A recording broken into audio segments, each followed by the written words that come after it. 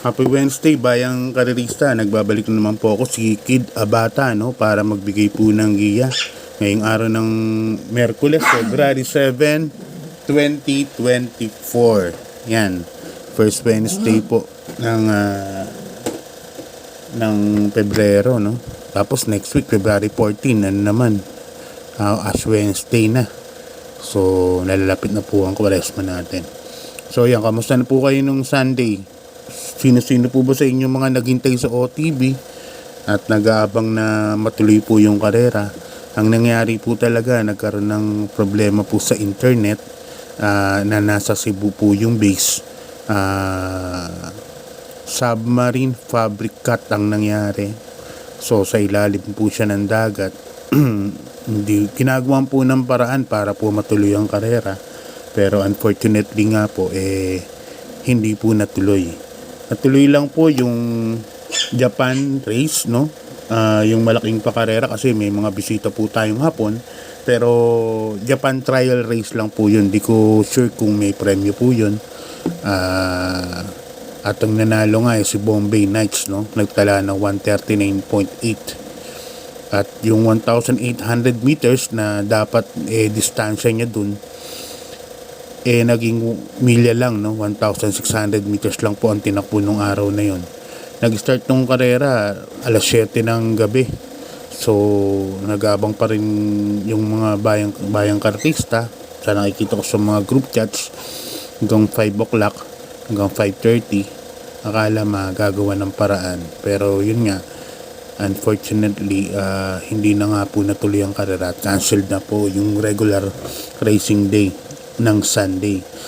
So yan, sana hindi na po maulit sa mga susunod na araw o panahon, kasi katulad nga nung parang nakakahiya sa mga Japanese visitors natin na nasa Malbar nung time na yun. Ang tagal na naghintay, supposedly mga 4:30 o 4 o'clock, 4:30 o 5 o'clock mag-start na yung Japan race. Medyo na-delay nga po. So yan, ngayon nagbabalik po ang karera at medyo may karamihan po ang lineup natin ngayon. So yan, balik na naman po tayo sa ating libangan.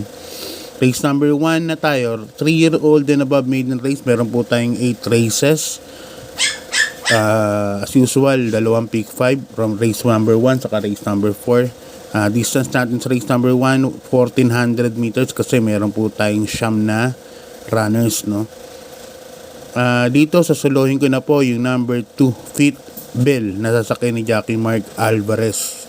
Si Fit Bell po inabot lang po nakaraan nung sakay ni Uno, nakabahay ni Ma'am Melanie Habla, yung numero 1. Medyo hindi ko lang masyado natandaan kung sino, pero metang-meta lang din po inabot yun, no? Sino ba yun? Teka, Gamer Winner ba yun? Oo, Gamer Winner yun. Ngayon parang wala akong nakikitang medyo mabilis, at sa tingin ko ito bandera dito, number 2, Fit Bell, nasasakyan ni Mark Angelo Alvarez. Kaya ako sasalohin ko na po yan. Kung magko-forecast po ako, sa forecast ko dyan number 7, Golden Jaraywa. Husto sa distansya 1,400 meters. Alam naman natin na diremate po yan. So yan, lipat na po tayo sa race number 2, bayang karista. Umpisa ng winner take call from races 2 to 8. Dito may 6 runners lang tayo, class 4, 34 to 39 points rating base. Yan, 6 runners lang tayo, kaya ang distance lang natin dito ay 1,200 meters. Yan, ako salohin ko na po dito number 2, number 3, Diversity, nasa akin ni Jackie Dan El Camanero. Nakaraan kasi kalaban niya dapat sa under pressure, merong mauuna, no? Ngayon parang dito sa ikli ng distansya, parang wala akong nakikitang mas mabilis sa kanya dito sa unahan. Kaya ako solohin ko na po ito, number 3, Diversity. Medyo makatipid man lang sa winner take all ngayon. At asahan po natin baka may mga mumu, no, na lumabas po ngayong araw ng Miyerkules, kasi sobrang after nitong race number 2 Race number 3 hanggang race number 8 medyo makapal po ang lineup. So definitely baka may mga connections ka na biglang maglalabas. So sana makuha po natin. Yun. Lipat na po tayo sa race number 3, Bayang Karerista. Another class 5, 11 points to 15 points split group. Dito may 7 runners po tayo. Distance lang po natin dito 1,200 meters. Yan, dito 7 runners lang tayo. Ito first case ko ni number 7, Hiroshima, sasakyan ni Jackie Jan Alvin Guse.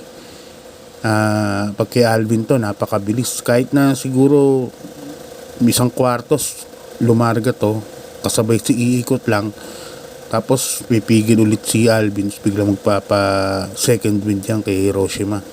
Tingin ko parang bumabalik na naman po yung buti nitong si Hiroshima. Nung araw medyo mainam po itong kabayo na to saka malaking kabayo. So yan ang first case ko, number 7, Hiroshima.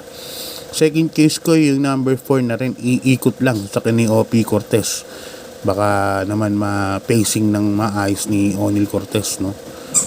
Yung ma-short si Hiroshima sa pagremate. Kaya dito sa race number 3, dalawa ang PD ko. Number 7, Hiroshima. Number 4, iikot lang. Yan. Okay, lipat na po tayo sa race number 4, Bayang Karerista. Umpisa ng second pick, 5 from races 4 to 8. Ito na, umpisa ng maraming mga entries natin. Kasi nga, yung mga tatakbo ng Sunday, napunta po ngayong Merkules. So, siksikan po sila ngayon. Race number 4, 1,400 meters kasi may 10 runners tayo, but 9 betting options lang kasi meron tayong couple entry. First case ko rito, yung bagong baba, number 8, Go Aidan Go. Nasa akin ni Jackie BJ Guerra. Si Go Aidan Go, alam naman natin, masali sa stakes race to nung mga 3-year-old to. Tsaka may inam to, si Go Aidan Go. Napanood ko last 2 outings yan, galing ng bugaw pag remate buong buo. So pag nilaban to, malaki po ang panalo. Kaya yung first case ko, number 8, Go Aidan Go. Second case ko, number 1, Trump Peter, nasa kay ni Jackie Kelvin Abobo. Nakaraan tercero po ito si Trump Peter nung huling laban niya. Kaya yan ang second case ko. Third case ko, Dehado, number 10, High Honor, sasakyan ni Pau Guse. Baka makakuha niya kagad yung unahan, makapag-pacing ng maayos.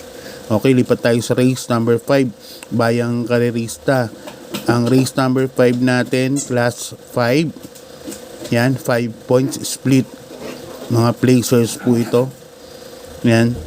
First case ko, dito, meron tayong 14 runners, full gate po ang entries dito, 14 runners. First case ko, number 1, Maki Boy, nasa ni Jackie Jan Alvin Guse. Yan, maganda yung numero, baka maipesto kagad ni Alvin. Maisalida lang ng maayos ni Alvin to, mga kwarto, quinto, tingin ko patok. Medyo lamang ng konti, no?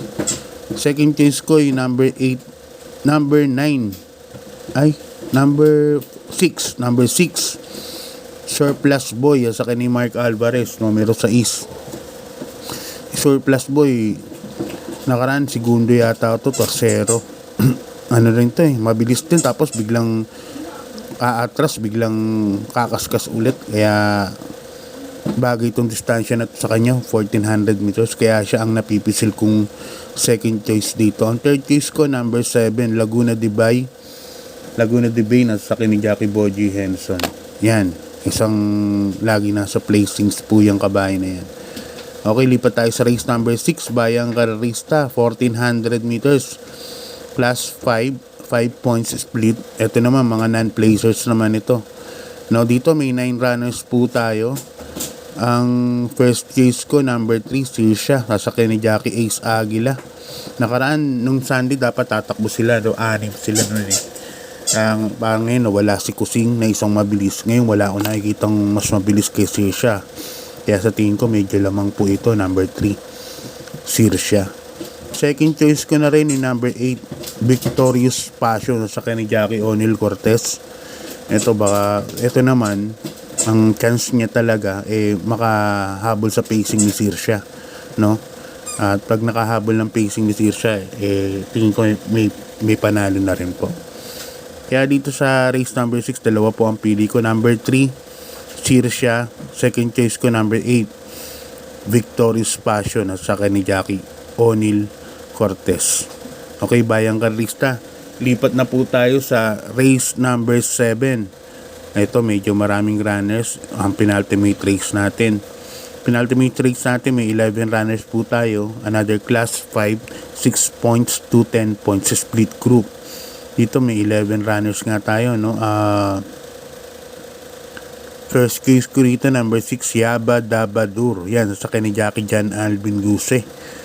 Ito, parang mas gumaan po ang laban ni Yaba Dabadur dito sa karera na to. Sana bigyan ng importansya, no?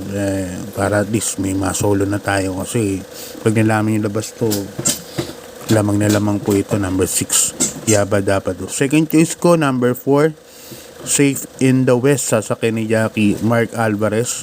Yan, si Safe in the West, pwede po kasing di bandera po yan, pero pwede rin po isunod, no? Maraming mabilis dito, Toki Rumba, Glenda's Magic, Safe in the West, yan, Jacqueline.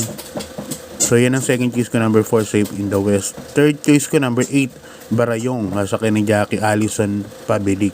Yan ang third choice ko dyan, isang deremate rin, no? Kaya dito sa penultimate race, Yaba Dabado, pag nilaman labas, tingin ko lamang. Tapos protection, number 4, Safe in the West, saka number 8, Barayong. Okay, lipat na tayo sa last race, bayang karista. Another full gate, no? 14 runners po tayo, kaya ang distance natin dito 1400 meters. Yan.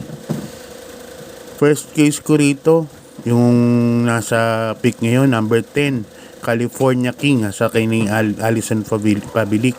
Yan ang first case ko dyan. Napakainam po ngayon ito. Hindi ako nagkakamali, naka 3 or 4 straight wins na po ito. Number 10, California King. Napakainam po, na anak ni California Crown. Parang ngayon pa lang po nagmamature tong kabayan na to. Kaya yan ang first case yan. Second case ko yung number 11, Money for Gabriel. Yan, sa ni Jackie Patty Ramos Dilema. Alam naman natin si Money for Gabriel, mabilis na kabayo, pwede rin po kagad isunod, no? Kaya yan ang second choice ko yan. Third choice ko yung number 1 na rin, Grand Laughter, nasasakay ni Jackie Claro Espari Jr. na nakikitaan ko ng remate na ngayon. Parang pinare-remate na tong kabayo na to.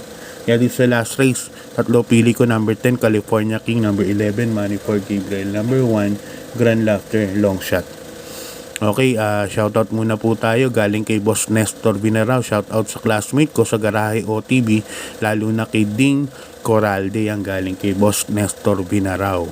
Ito naman galing kay Boss Ogie Pilapil.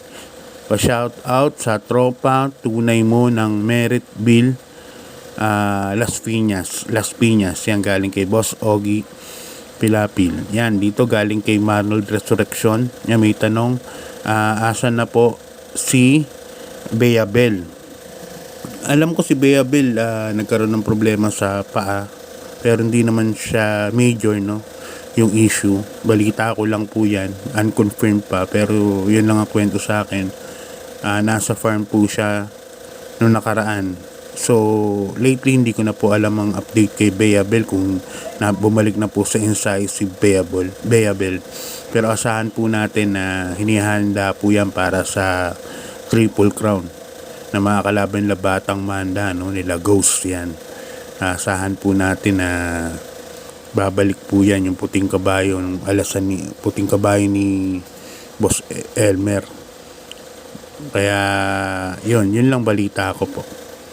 So yan, no, hanggang dito na lang, bayang karista. God bless po sa inyo. Maraming salamat po sa suporta. Good luck po sa pangangarera.